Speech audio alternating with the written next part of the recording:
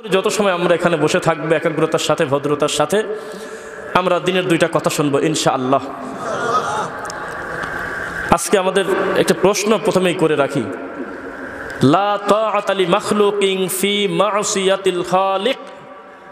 অন্য বর্ণনায় আছে মা'সিয়াতিল্লাহি আযজা ওয়া জাল। হাদিসটার রাবি হলো হযরত আলী। কি বললাম? আলী রাদিয়াল্লাহু তাআলা আনহু। তিনি বলতেছেন যে কোনো মাখলুককে খুশি করতে গিয়ে খালেককে বেজার করা যাবে না। কথা বোঝা যাচ্ছে কিনা? সারা পৃথিবীর সকল মাখলুক আপনাকে সোমা দিয়ে আদর যত্ন করে রাতারাত একবারে চাতালে তুলে দিয়েছে ভালোবাসার ঠেলায়, কিন্তু আপনার খালেক আপনার উপরে অসন্তুষ্ট, আপনার সব গেল। সকল মাখলুক আপনাকে দূর দূর দূর দূর করে তারাই দিয়েছে নবীজির সুন্নাহ পালন করার কারণে, এক ঘরে করে দিয়েছে, গ্রাম থেকে বের করে দিয়েছে।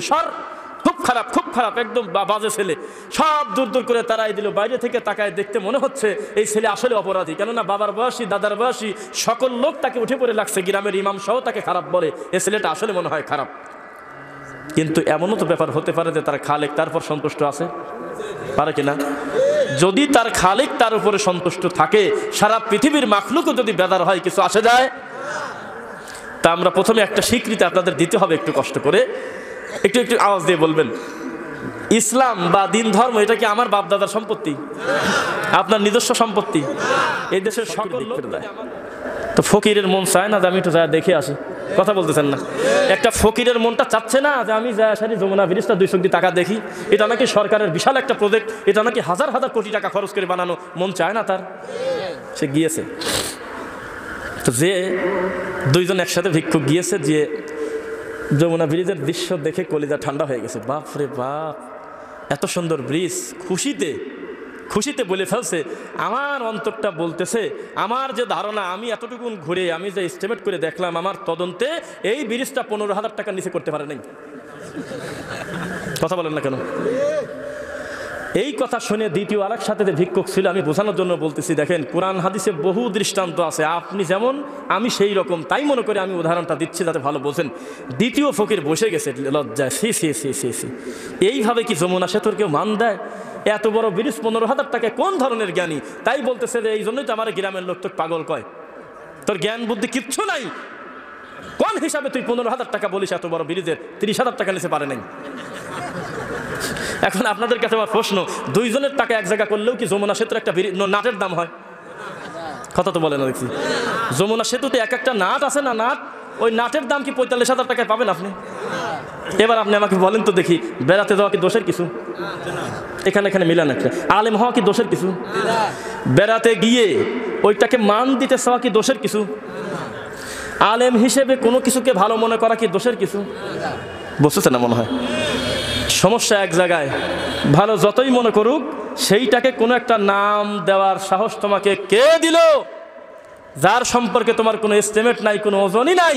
তুমি ভিক্ষা করতে করতে তোমার কাছে 15,000 টাকাই হলো একটা বড় লেভেল, এর চাইতে বড় ভিক্ষা তুমি 2 চোখ দিয়ে দেখো নাই কোনোদিন। তাই তোমার মনে হচ্ছে যে এই ব্রিজের দাম হলো 15,000, আর ও লজ্জা পায় বলে বসে গেছে, বসে বেশি মান দিতে দেয় বলে ফেলতে 30,000 টাকা। ওর কাছে 30,000 টাকাই হলো সর্বোচ্চ একটা সীমা। তো হুজুরের মাথায় কি বুদ্ধি আছে, যেই বুদ্ধি আল্লাহ তার নবী মুহাম্মদকে দেন নাই? হুজুর যেটাকে ভালো মনে করতেছে সেটা ভালো হবে কেন? মুহাম্মদ যেটাকে ভালো বলবে সেটা ভালো হবে।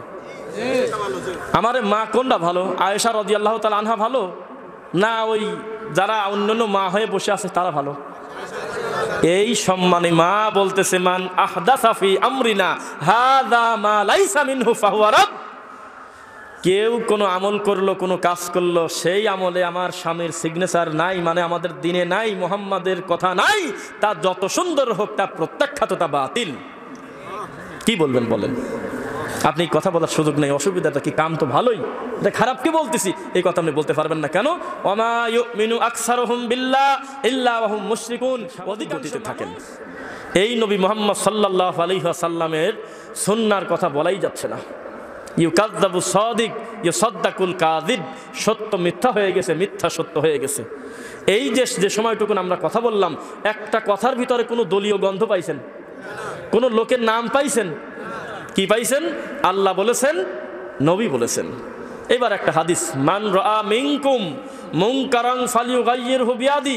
তোমাদের ভিতরে যদি কেউ পাপ কাজ দেখে, মন্দ কাজ দেখে, অসৎ কাজ দেখে, প্রথম কাজটা যেন লোকটার হাত দিয়ে ঠেকানো হয়। ফাইল্লাম ইয়াস্তাতি, হাত দিয়ে ঠেকানোর মতো সামর্থ্য যদি তার না থাকে, অন্তত লোকটা জিহ্বা দিয়ে যেন প্রতিবাদ করে, মানে মুখ দিয়ে।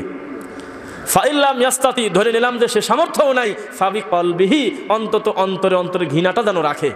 কেননা পাপের প্রতি যার ঘৃণা নাই, এ ইমানদার হয় কি করে? ওয়াযালিকা আদআফুল ঈমান, বাড়িতে যাওয়ার সময় যেন লোকটা ভাবে ইমানের এর চাইতে নিচের আর কোনো শাখা নাই। বোঝা যাচ্ছে? পাপ দেখে যেই অন্তর ঘৃণা করে না, অন্যায়, বিদআত, শিরিক, কুফর, অন্যায়, অবিচার, বান্দার হক নষ্ট করা, সুদ, ঘুষ, মা বাবার সাথে খারাপ আচরণ, এইগুলো দেখার পরেও যার কলিজায় খারাপ লাগে না, সে পূর্ণ ইমানদার নয়, সে মুমিনই হতে পারে না। তো আমরা একটা লম্বা সময়ে দিন ধর্মটা বুঝেছি বেশি, কি কথা বলেন না কেন? বেশি। এখন যখন আমরা আপনাদেরকে বোঝাচ্ছি, আপনি অল্প সময় পরিশ্রম করেও আপনি আল্লাহকে খুশি করতে পারবেন, অগণিত নেকি আল্লাহ আপনাকে দিবেন, তখন আপনার কাছে উল্টা মনে হচ্ছে। উম্মতে মুহাম্মাদের শ্রেষ্ঠত্বকে জানেন? এখানে যারা আছেন সকলেই কি কোরআনে হাফেজ? এখানে কয়জন লোক আছেন যে সূরা ফাতিহা থেকে নাস পর্যন্ত পুরাটা পড়ছে? বলেন তো একবার।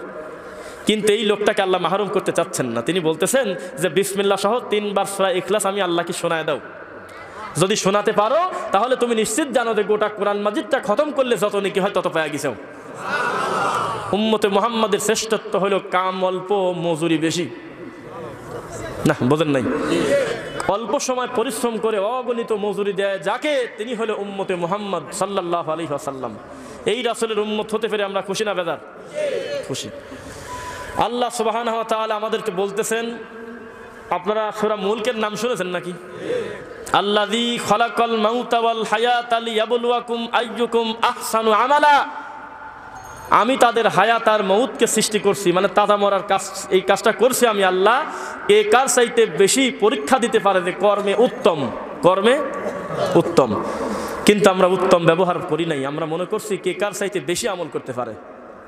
এই জন্য আমরা জিকির আজগার বা রাকাত সংখ্যা, অন্য অন্য বিষয় আমরা আমাদের মন মতো ইবাদতকে বানিয়ে নিয়েছি। তখন আসমান থেকে আল্লাহর দয়া আর আসে না। আপনি বিশ্বাস করেন, কেউ যদি বলে আপনাকে, তাকান আমার দিকে, কেউ যদি বলে সকাল 10টার সময় আমার অফিসে এসো, আপনি যদি ফজর সালাত পড়ে তার অফিসে যান, আদৌ সে খুশি হবে না, যদিও আপনি 5 ঘন্টা আগে দেয় বসে আছেন। এটা কোনো খুশি হওয়ার লক্ষণ না। তোমার বললাম 10টায় আসো, তুমি নাচতে নাচতে চলে আসতে একবারে আল্লাহর ফজরে, কথা বোঝা যাচ্ছে না? এটা খুব একটা ভালো ঢকেল না। আল্লাহ বলতেছে, বান্দারে তোমার কর্ম অল্প, লা ইউকাল্লিফুল্লাহু নাফসান ইল্লা উসাহা। আমি ওই বোঝা মানুষের উপর দেই না যেই বোঝা লোকটা টেনে নিয়ে বেড়াতে পারে না তার সাধ্যের বাইরে। আর তুমি বেশি বেশি বেশি বেশি বেশি বেশি ইবাদত করতে গেলে আর মনে করলে আমি একটু বেশি করে ইবাদত করি তাহলে আল্লাহ খুশি হবে, আমি খুশি হব না। কেননা আমার এটা নিজস্ব দাবি যে আমি যা দিয়েছি এই সীমারেখার বাইরে গিয়ে তুমি ধর্ম খুঁজো না, তাহলে আমার দয়া আর কাজ করবে না। বোঝা যাচ্ছে না? আজকে আমরা বাউন্ডারির ভিতরে যারা আছি তারা শতকরা 1 জন বললেও খুব বেশি হয়ে যায়, সম্ভবত 1000-এ 5 জন 10 জন কি 3 জন থাকতে পারে এই বাউন্ডারির ভিতরে থাকা মুসলিম। আপনারা বাউন্ডারির ভিতরে থাকতে চান না বাইরে থাকতে চান? আবার বলেন, ভিতরে না বাইরে থাকতে চান? বাউন্ডারির বাইরে গিয়ে দয়া খুঁজলে কি পাবেন? আমি আবার বলি সেই কথাটা, আপনারা বিভিন্ন গুরুত্বপূর্ণ ব্যক্তির অফিসে যান না, অফিস আদালতে যান না, তো তার অফিসে গেলেন, আপনি অফিসের তার সাথে কথা বলার আগে আপনি একটু ড্যান্স দিলেন খুশিতে, সেরকম একটু নাচানাচি করে দিলেন যে আমার দিলটা ঠান্ডা হয়ে গেছে, আজকে আমি অফিসারের মুখ দেখতে পারতেছি, তার কাছে মনের 2টা কথা বলবো। অফিসারের সামনে আপনি মিনিট 2 নাচলেন, তারপরে অফিসারের কাছে যায় বলতেছেন যে আসসালামু আলাইকুম, মুসাফা করতেছেন, তো উনি খুশি হবে? আপনি কইভাবে খুশি হলেন, কি করলেন, এইটা বোঝানোর বিভিন্ন মাধ্যম আছে, অন্তত তার সামনে নাচা আপনার সাজে না। তো বিদাতি হলো ড্যান্স করনেওয়ালা, এর আন্দাজে তামাশা করতেছে। ওকে বলাই হলো যে আমি আল্লাহর দিন ধর্মের সীমারেখার বাইরে গিয়ে তুমি খোঁজো না দিন ধর্ম, কেননা যদি তাই করো তাহলে আমার মুহাম্মদকে খাটো করা হয় সাল্লাল্লাহু আলাইহি সাল্লাম। কিন্তু আপনি এটাকেই যদি দিন মনে করেন, তাহলে কি যিনি আপনাকে মজুরি দিবেন তিনি কি খুশি হবেন বলে মনে করেন? মজুরি দেওয়ার মালিকের নাম বলেন একবার, আল্লাহ সুবহানাহু ওয়া তাআলা। এই রব্বুল আলামিন আমাদেরকে শিখায় দিচ্ছেন, পৃথিবীর মানুষ লা ইলাহা ইল্লাল্লাহ এই কথার স্বীকৃতি দাও যে কোনো ইলাহা নাই, কোনো রব নাই আমি আল্লাহ ছাড়া। ও আন্না মুহাম্মদ রাসূলুল্লাহ সাল্লাল্লাহু আলাইহি সাল্লাম, আর নিশ্চয়ই আমার নবী মুহাম্মদ সাল্লাল্লাহু আলাইহি সাল্লাম হলো আমার রাসূল, আমার বান্দা। প্রথম কথা বলে আল্লাহ বলতেছে ফামাই ইয়াকফুর বিত-তাগুত ওয়া ইউমিন বিল্লাহ। কালেমার স্বীকৃতির প্রথম অংশ নেগেটিভ, সমস্ত বিদআত, সমস্ত শিরক, সমস্ত কুসংস্কারকে পায়ের নিচে পদদলিত না করা পর্যন্ত ওয়া ইউমিন বিল্লাহ তুমি ঈমানে ঢুকতে পারবে না। মুহাম্মদুর রাসূলুল্লাহ সাল্লাল্লাহু আলাইহি ওয়াসাল্লাম ইমানের দাবির দ্বিতীয় অংশ টিকবে না যদি আপনার আমলটা মুহাম্মাদের সাথে হুবহু মিলে না যায় সাল্লাল্লাহু আলাইহি ওয়াসাল্লাম। বোঝা যাচ্ছে কিনা? বাবাজিরা মনে করতেছে যে এত আয়াত এত হাদিস কয়, এইগুলি আমরা কি বুঝি নাকি? এসব ওয়াজ কেমন জানি অপরিচিত লাগে, তাই না? তো এটার জন্য একটু সুবিধা করে দিচ্ছি আপনাকে। আপনার বাড়ির জমির দলিল নাই? যে বাড়িতে বাস করতেছেন, আপনার দাদার সময় এরকম দলিল ছিল বলে আপনি শিওর? আপনার আর আমার বিবাহের সময় এখন যেভাবে রেজিস্ট্রি করা হয়, বিভিন্ন এই কাজ করা হয়, আজকের থেকে 150 বছর আগে কি এরকম রেজিস্ট্রি করা ছিল? না মুখে মুখে বিয়ে হয়ে যেত। বহু হাজার হাজার বিঘা জমি বিক্রি হয়েছে খালি মুখে মুখে, মুখের জবানে বলছে উত্তর মাঠের 10 বিঘা জমি দিয়ে দিলাম, এখানে টাকা দিয়েছে, জমি হয়ে গেছে। এত বিশ্বাস ছিল কিনা? এখন মিনিটে মিনিটে কাগজপত্র 15 দিন মানে জায়গায় জায়গায় রেজিস্ট্রি অফিসে দৌড় পারতে পারতে জীবন শেষ। জমি রেজিস্ট্রি হয়ে গেছে, টাকা ক্লিয়ার, পরে শুনতেছে খাস জমি। কথা বলে না দেখি, পরে শুনতেছে ফুফুর অংশ আমার ভিতর দিয়ে দিয়েছে, এখানে জমিই নাই। ওই জমি হলে ওই কোন উত্তর মাঠে জমি দক্ষিণ মাঠে ঠেলে দিয়েছে। হচ্ছে নাকি? তো আমি আপনাকে বোঝাতে চাচ্ছি, ধর্ম কি মুহাম্মাদেরটা মানবেন সাল্লাল্লাহু আলাইহি ওয়াসাল্লাম, না পরবর্তীতে মানুষ যেটা বানাইছে ওইটা মানবেন? মুহাম্মদ সাল্লাল্লাহু আলাইহি ওয়াসাল্লাম যেটা দিয়েছে বিশ্বাস করেন, এক একটা সুন্নাহকে বহু কচুরি বানা ঢেকে রাখছে। তার চূড়ান্ত সহি সুন্নাহটার উপরে কুসংস্কার, ময়লা আবর্জনা, বিদআত, শিরক, কুফর দিয়ে একটা লম্বা সময় ঢাকা পড়ে আছে। এইটা ইমানের তাড়নায় নিজ গতিতে যদি এইটা না সরায় দেন, তাহলে স্বচ্ছ দিন ধর্ম আপনি পাবেন না। এইটা সরানোর দায়িত্ব যারা মাঠে নিয়েছে তাদের খুব বিপদ। পৃথিবীর কোনো ইহুদি খ্রিস্টানের এই কথা বলার সাহস হয় নাই যে মুহাম্মদ একটা আমানত খেয়ানতকারী, কেউ বলে নাই। অথচ মানুষের সম্পদ নিজের কাছে রাখা এর চাইতে বড় আমানত আর নাই। মানুষ মুহাম্মদকে যত গালি দিক সাল্লাল্লাহু আলাইহি ওয়াসাল্লাম, কেউ মুহাম্মদ সাল্লাল্লাহু আলাইহি ওয়াসাল্লামকে বলে নাই যে মুহাম্মদ সাল্লাল্লাহু আলাইহি ওয়াসাল্লাম কথায় কথায় মিথ্যা কথা বলে। কোনো খ্রিস্টান কাফেরও বলে নাই, কথা তো বলে না। এত বদনাম আমাদের নবী মুহাম্মদ সাল্লাল্লাহু আলাইহি ওয়াসাল্লামকে দিল, মুখ ফসকেও কেউ বলে নাই যে মুহাম্মদের চরিত্র খারাপ, কেউ বলে নাই। তাহলে তারা নিশ্চিত জানতো যে আমাদের নবী মুহাম্মদ সাল্লাল্লাহু আলাইহি ওয়াসাল্লাম ভালো মানুষ। কথা বলেন না কেন? ভালো মানুষ জানতেন কিনা? কথা বলেন। ভালো জানার পরেও কেন তার মাতৃভূমিতে ত্যাগ করতে হয়? জবাব দেন। পৃথিবীতে এর চাইতে স্বচ্ছ ধর্ম আর কি আছে বলেন? কোন কিতাব আজকে এইরকম হুবহু নাই ইল্লা কোরআন। কোরআন ছাড়া আজকে 1450 বছর পর মুহাম্মদ সাল্লাল্লাহু আলাইহি ওয়াসাল্লামের ইন্তেকালের এই কোরআন মাজিদ একটা কলম দেওয়ার সাহস একটা ইহুদি খ্রিস্টান পায় নাই। বোঝা যাচ্ছে না কথা? ইহুদি খ্রিস্টান কি বসে আছে? বসে আছে। যেই লোকটা আপনাকে কৌশলে প্রত্যেক বাড়ি বাড়ি সুদের মতো পাপ ঢোকাতে পারে, কথা বুঝতেছেন কিনা? যে আপনাকে এত বড় ভয়াবহ অপরাধে লিপ্ত করতে পারে, সে এইটা পারে না যে কোরআনটা বিকৃত করে ছাড়বো, পারে না? তা চেষ্টা কম করে নাই? ফল জিরো, ফল জিরো। কেননা কোরআনের দায়িত্ব নিয়ে নিয়েছে আল্লাহ সুবহানাহু ওয়া তাআলা। পৃথিবীর আর কোনো জিনিস এইরকম অবিকৃত অবস্থায় নাই, বলেন আলহামদুলিল্লাহ। শোনেন, এই শীতে আপনি চাদর গায়ে দিয়েছেন কেন বলেন? ঠান্ডা লাগতেছে না? খুব মাফলার পরেছেন কেন? কানে ঠান্ডা লাগতেছে না? আর এই কঠিন শীতে সময়ে সময়ে আপনি বিভিন্ন বিবিসি নিউজ, বিভিন্ন পোর্টালে গিয়ে দেখেন ইহুদি খ্রিস্টান কঠিন শীতের ভিতরে বরফের দেশে থেকে গা ঘেমে যাচ্ছে। কেন জানেন? সব জায়গায় হাত দিয়ে ভুল পায়, কোরআনে কেন পাইনি রে? এ আবার কি জিনিস মুহাম্মদ দিয়ে গেল, এর ভিতরে একটা কলম দেওয়ার জায়গা নাই। ব্যাপারটা কি? মুহাম্মদ এত দামি কথা 1450 বছর আগে পাইলো কোথায়? এই টেনশনে শুকে যাচ্ছে ও। আপনি ঘরে বসে মিলাদ দ্বারা পারবো না, বসে পড়বো। আমার নবী নূর না মাটি, আপনি মরি আকারে পায়া গেছেন, আর কিছু নাই। এত বড় কোরআনে আর কিছু নাই? 6236টা কোরআন মাজিদের আয়াত, যার মিনিটে মিনিটে মানুষের পাপ ফুটে উঠবে, মানুষের দিনের সৌন্দর্য আসবে, আল্লাহর একত্ববাদ আসবে, মুহাম্মদ সাল্লাল্লাহু আলাইহি ওয়াসাল্লামের সুন্নাহর উপরে আমল করবে। এইরকম কথা প্রতি পৃষ্ঠায় পৃষ্ঠায়, আয়াতে আয়াতে। আপনি খালি নুন না মাটি নিয়ে পড়ে আসছেন, খয়রাত 3 দিনে খাবো না 7 দিনে খাবো। কথা বললেন নাকি আপনি? এই কোরআনের মান দিবেন না আপনি? এটা কি আমার বাপদাদার সম্পত্তি নাকি? একটা ইহুদি খ্রিস্টান কোরআনের ভুল ধরতে এসে কালেমা পড়ে, আর আপনি মুসলমান কালেমা পড়া লোক আপনি শিরক করে কবরে যাবেন, খারাপ লাগবে না আমার? পাগলামি করেন আপনি নাকি? একটা হিন্দু জাহান্নামে গেলে সহ্য হয়? কেননা তার ধর্মই হলো 3 মাস পর পর দুর্গার সামনে, কালীর সামনে, ভগবতের সামনে একটা নারকেল ফাটালাম, ধর্ম হয়ে গেল। সে বলতেইছে আমার 33 কোটি দেবতা। একটা খ্রিস্টান জাহান্নামে গেলে সহ্য হয় যে ঈসা নবীকে বেশি ভালোবাসতে গিয়ে বলছে ঈসা হলো আল্লাহর সওয়াল, যে মরিয়মকে বেশি মান দিতে গিয়ে বলছে মরিয়ম হলো আল্লাহর বউ। একটা বৌদ্ধ জাহান্নামে গেলে সহ্য হয় যেই বৌদ্ধ মনে করছে যে মুহাম্মাদের চাইতে গৌতম বুদ্ধ বেশি জ্ঞানী। ইহুদি জাহান্নামে গেলে সহ্য হয়, ইহুদি এখন উজার আলাইহিস সালামের দিনটাকেই মনে করতেছে, এটাই চূড়ান্ত, মুহাম্মদকে তারা মানবে না। আর আপনি জাহান্নামে গেলে আমার কি করে সহ্য হয় বলেন? কি করে সহ্য হয়? কেননা আপনি অলরেডি লা ইলাহা ইল্লাল্লাহ পড়ছেন। আপনি 40 বছর আল্লাহকে সিজদা দেওয়া বলেন না। আপনি কত কষ্ট করে ঠান্ডা পানি দিয়ে ওযু করেন, একটা মাসে আপনার সিয়াম বন্ধ করেন নাই। গোটা বালেগ হওয়ার পর থেকে যতদিন আপনি রমজানের সিয়াম পেয়েছেন, নিসাব পরিমাণ সম্পদ হওয়ার পর পকেট থেকে টাকা বের করে আপনি যাকাত দিয়েছেন, সামর্থ্যবান হওয়ার পর আপনি হজ করেছেন, আপনি ভালো মানুষ না? এই ভালো মানুষটা জাহান্নামে যাবে ছোট্ট একটা কারণে, সেটা হলো শিরক, সেটা হলো বিদআত। তো বলবো না কথা আমরা,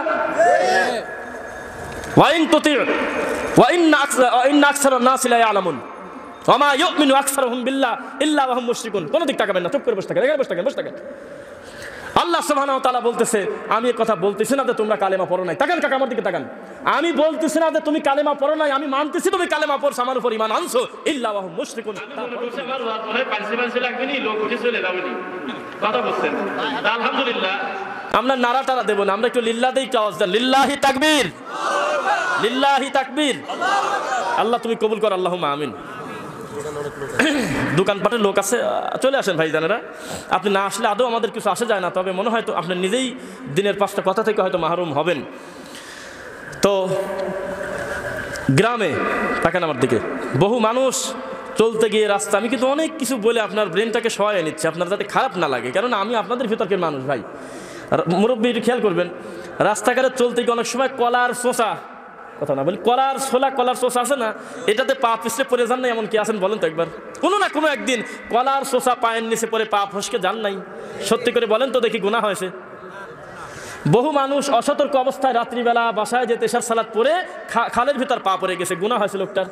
কাজটা করল ভুল, কিন্তু গুনাহ হয় নাই। ইমাম সাহেব পৃথিবীর শ্রেষ্ঠ ইবাদত সালাত আদায় করতে গিয়ে 4 রাকাত বিশিষ্ট ফরজ সালাতে 3 রাকাত পরে বসে পড়ছে, ভুল হলো না? কথা তো বোঝা যায় না। তো ভুল হওয়ার পরে ইমামের কি নেকি কমে গেছে? আল্লাহ নেকি বাড়াবার জন্য, গ্যাপ পূরণ করার জন্য, সম্মানিত করার জন্য পৃথিবীর শ্রেষ্ঠ ইবাদতে ইমাম ভুল করলো, শুধুমাত্র ভুলটা স্বীকৃতি দেওয়ার কারণে, আল্লাহর রাসূলের পন্থায় হওয়ার কারণে অতিরিক্ত 2টা সেজদা আরো ডবল করে দিয়ে আল্লাহ খুশি করছেন। সুবহানাল্লাহ। সব ভুল মন্দ নয়, ওই ভুল হলো সবচেয়ে জঘন্য, যে ভুল করেও বলে যে তোমার চেয়ে বড় হুজুর কম বোঝে। কে বলছে ভুল করছি আমি? এইভাবে বিগড়ে দেওয়া হলো বড় শয়তানি।